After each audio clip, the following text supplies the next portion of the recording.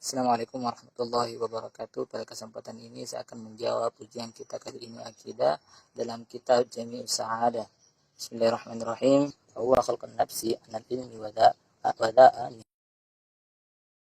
bima huwa khalfal wal-waqi wal i'tiqadan kaunuha amilatu bima huwa khalqa fasadihi la ya'lam wa lam ya'lam innahu la ya'lam wa da sama'a murakkaban wa huwa ashadda rasya'ili wa sa'ibiha wazarati fihi qayatan sawabiha kama huwa dhahir minal hali ba'di tawabi qad iftira ittiba nafsi bi ajazaan amali li ajatiha kama i'tirafa tabi'a bimakan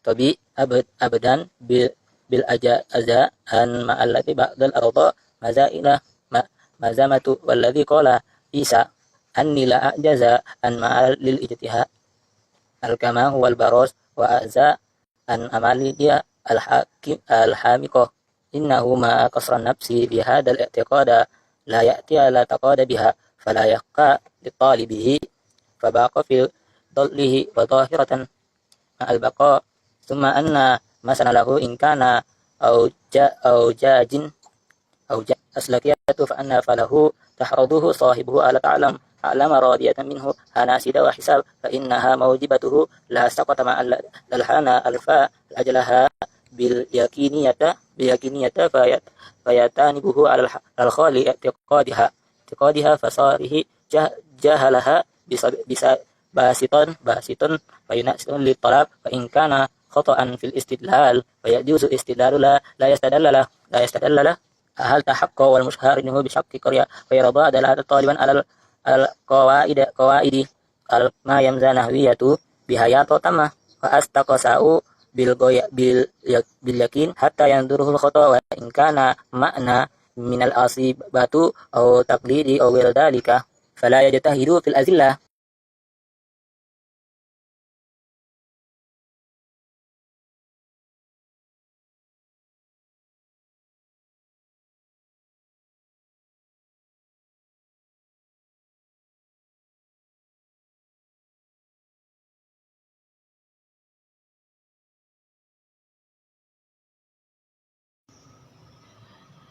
Anma anwa wal muta'alliqa faminha.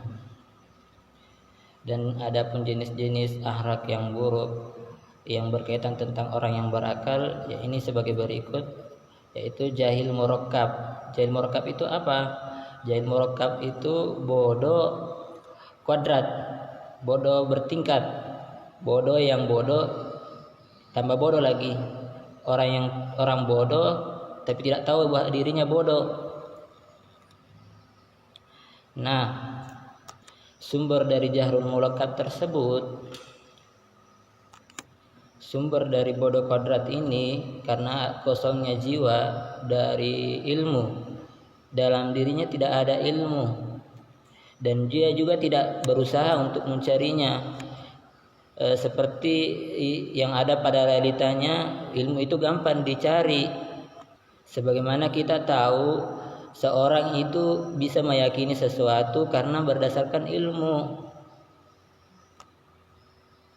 Akan tetapi teman itu tidak mengetahui bahwasanya yang dia ketahui itu, adapun makna jahil murakkab di sini artinya dirinya tidak tahu bahwa dirinya tidak tahu bahwa dirinya tidak tahu bahwasanya dirinya itu tidak bodoh, bahwasanya dirinya itu bodoh. Udah bodoh, sudah sok pintar padahal dia bodoh. Itu namanya murakkab, jahil murakkab. Murakkab itu artinya tersusun, dan itu merupakan akhlak yang sangat buruk. Dan cara untuk menghilangkan akhlak seperti ini sangat buruk. Sangat sulit untuk menghilangkan akhlak-akhlak seperti ini. Seperti kita melihat kondisi pada penuntut ilmu, sebagaimana dalam contoh di sini, dokter jiwa tidak mampu mengobati orang yang terkena jahil murakkab, yaitu orang yang bodoh terkena jahil murakkab. Sebagaimana pengakuan dokter spesialis tubuh yang mana dia tidak mampu menyembuhkan penyakit yang ada dalam tubuh manusia, yang bersarang dalam tubuh manusia. Oleh karena itu Nabi Isa pernah bersabda, semua kita diucapkan salam terhadapnya, yang aku tidak mampu sembuhkan menurut Nabi Isa yaitu penyakit akma. Penyakit akma itu apa? Orangnya buta, tapi bukan buta secara fisik, bukan buta mata, buta hati. Wal abros, dan abros itu orangnya mata hatinya sudah ditulihkan sama kehidupan dunia. Dan habis itu yang aku tidak mampu menyembuhkan itu adalah ahmak, yaitu ura bodoh, tolol. Jadi bahasa istilahnya itu bahasanya bodoh kuadrat. Jadi pembahasan Jahil Murakkab di sini itu apa? Dan adapun rahasia di dalam Jahil Murakkab tersebut di sini adalah udah tahu dirinya bahwa dia tidak tahu apa-apa. Dia tidak tahu apa-apa, sering mengomel. Bahkan dia tidak sadar bahwa dirinya itu tidak memiliki pengetahuan, dan dirinya juga tidak mau bergerak untuk mencari ilmu tersebut. Dan orang seperti ini akan selalu berada di kesesatan. Selama orang tersebut masih berada di kehidupan dunia, dia tidak akan mendapat pengetahuan selama dia tidak mau bergerak mencari kebenaran tersebut. Dan adapun sumber kesembuhan yaitu obat dari penyakit ini, kalau kita ingin sembuh dari penyakit ini, kita harus mencari menghadirkan atau seperti menghadirkan guru-guru matika. Kan dalam contohnya itu guru-guru matika yang mengajarkan kita tentang mengajarkan kita ilmu arsitek dan ilmu perhitungan. Karena dengan itu kita bisa terlatih berpikir. Dengan matematika, dengan ilmu matematika dapat melatih otak kita menyusun angka-angka yang mana hingga triliunan angka-angka tersebut bisa tersusun dalam otak kita, sehingga kita yakin kalau kita kekurangan ilmu seperti di Jahil Murakkab itu adalah kekurangan biasa doang, sehingga kebanyakan orang banyak mencari ilmu. Nah seperti ini kita harus terus-menerus mencari ilmu, jangan kita berdiam diri dalam hal tersebut. Adapun kalau jawabannya salah, itu tinggal diperbandingkan, tinggal kita mencari kebenarannya. Ingat, semua guru matematika itu tidak semuanya benar, tidak semuanya apa yang dia tentukan itu sama. Tergantung dari cara mereka memecahkan masalah, bagaimana mereka memecahkan masalah rumus matematika tersebut. Makanya ilmu matematika itu sangat luar biasa manfaatnya untuk melatih otak kita. Yang kedua, minhaj asyak adzahirah. Kita itu sedikit ragu terhadap sesuatu. Ragu terus. Kita boleh ragu, tapi jangan sampai keraguan ini menutupi keyakinan kita. Seperti kita kalau rencana nih, kalau kita ingin menikah, apakah kita bisa membahagiakan calon istri kita? Akhirnya apa? Kita ragu terhadap hal tersebut. Itu menjadikan kita tidak ada kemajuan. Masalah kita berhasil tidak berhasil, itu kita cari solusi barang-barang. Jangan sampai kita dikit-dikit, apakah ini apakah saya bisa menjalani kehidupan ini? Contoh seperti kalau kita berwudu, ada teh ayam yang kita injak, apakah kita harus ragu? Kita harus di sini menghilangkan keraguan terhadap hal tersebut. Dan ada sumber dari keraguan di sini itu berasal dari hati, karena ketidakmampuan diri untuk menelusuri, mentahqiq, mencari kebenaran yang pasti, yang mana kebatilan ini telah menutupi dirinya, sehingga kebatilan telah menutupi diri kita, sehingga kebatilan menam dalam diri kita. Dan kebanyakan orang-orang yang mendapatkan keraguan di sini terdapat pertentangan dalil. Contoh, bolehkah makan daging buaya? Sebagian ulama ada berpendapat boleh, tapi sebagian tidak.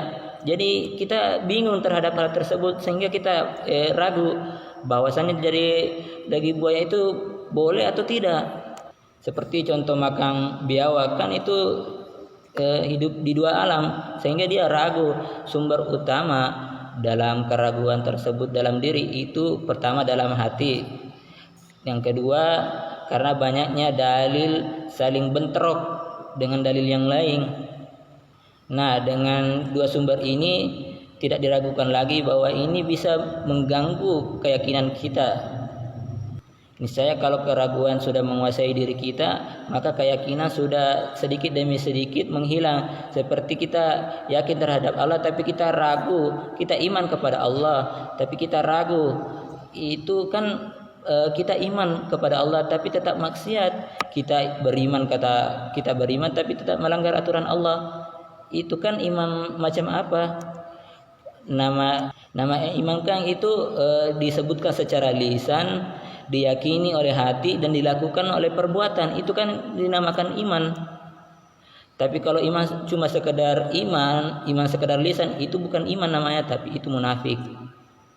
Kata Imam Ali, janganlah kalian ragu. Ketika kalian ragu, kita renungkan, kita renungkan, cari dalilnya. Itu caranya. Ada hadisnya itu, orang yang selalu ragu itu berada di dalam neraka. Dan itu bukan termasuk golongan umat Nabi Muhammad. Itu hadisnya. Mereka adalah orang-orang yang beriman tapi mencampur adukkan imannya ke dalam kezoliman. Ini semuanya bercangkup dalam makna iman. Jadi ini membahas tentang iman. Nah, barang siapa yang meragukan keyakinan dirinya setelah dilahirkan oleh Allah Subhanahu wa taala, maka orang tersebut tidak akan mendapatkan kebaikan dari Allah. Dia zon terhadap kelahirannya. Siapa yang melahirkannya, siapa yang menciptakannya, dia ragu terhadap Allah. Sesungguhnya hal tersebut itu adalah hujjah. Dia berprasangka terhadap Tuhan.